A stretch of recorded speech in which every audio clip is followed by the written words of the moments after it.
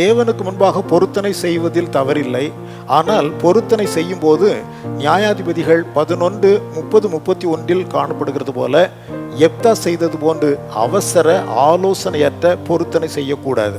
மத்தேயு 14:7-8 ஏரோது ராஜா செய்தது போன்று தனது பெருமையையும் ஆணவத்தையும் வெளிப்படுத்தும் விதமாகவும் பொருத்தனை செய்யக்கூடாது.